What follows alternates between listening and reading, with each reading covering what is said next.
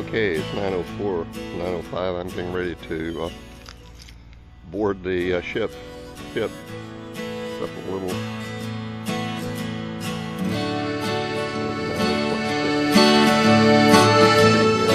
By the first flight pole, and casting around to the holes in the pad.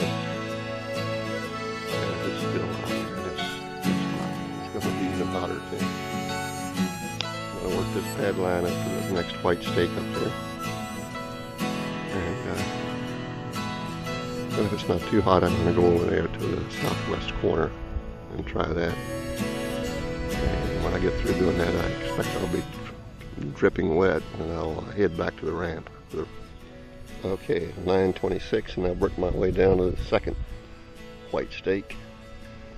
I'm going to fish down to the fence and maybe a little bit past it, and then I'm heading over to the southwest corner.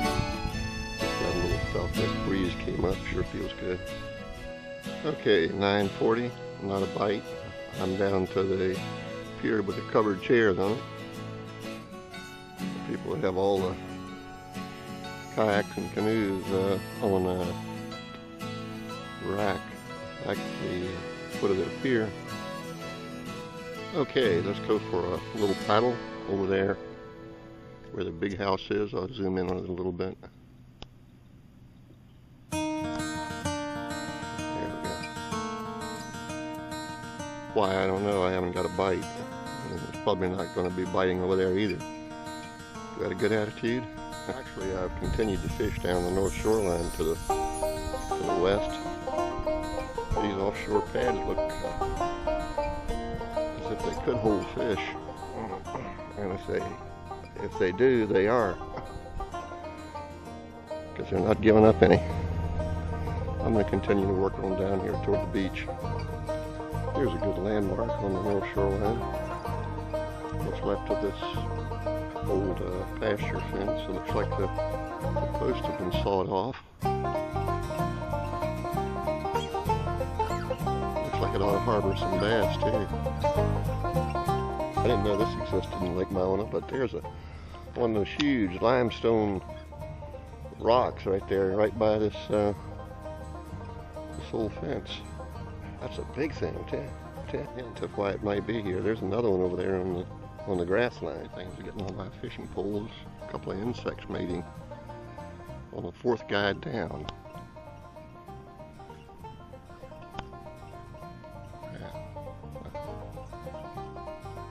See that? The fish just broke right there. Okay, I'm working a surface chugger. See it out there? Be a good time for a strike while I got it on camera. 10:10, and there's the last pier on the north shoreline before we get down to the beach. And over here was my original destination, which, since I'm so close, I'll just paddle over there and make a few casts before I call it a morning around these pads out here in the middle while I'm paddling across. Over there.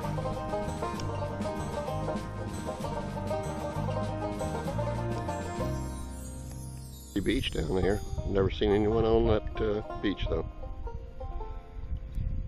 Belongs to that condo community.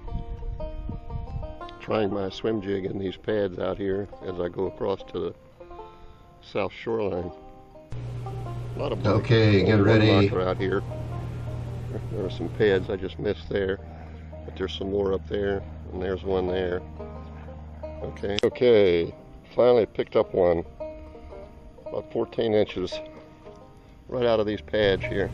I suspended this fish on the end of half my paddle in order to photograph it. It's tough. Okay, thank you very much, little fish. And by the way, it's 10:28 just now, so I probably caught that fish about 10 minutes ago. Okay, it's 10:44, and I'm over here on the south shoreline drifting with this west wind. And I'll go right down the point down there and around the point a little bit to the honey hole. 10:48, taking a stretch and a pee.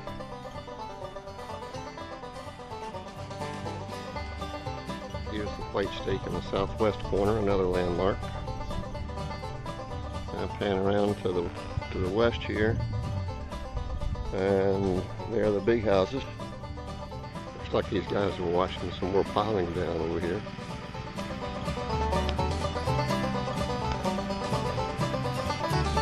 This guy didn't think he was out far enough. Water keeps going down. Okay, they're measuring for the next piling now.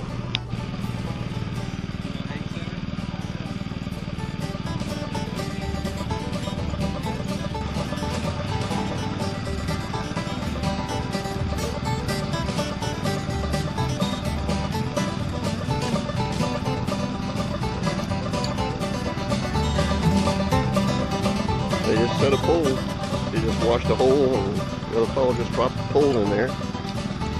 Now they're plumbing it up.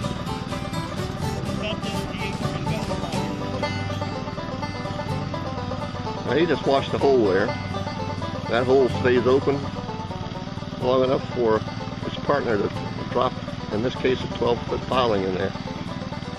Wow. Ooh, man, that's heavy. This is more exciting than fishing.